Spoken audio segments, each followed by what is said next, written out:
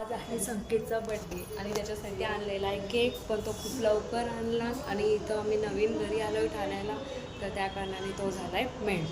तरी पण तो केक कट करायचा आहे आम्हाला, बघू शकता.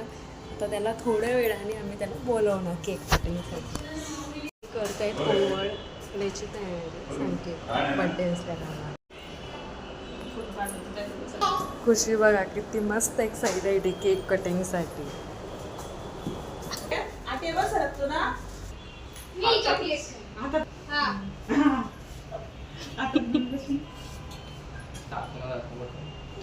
टेबल पण नाही होत. तो टेबल द्या ना इथं, नाही टेबल डायरेक्ट उचलला जाईल.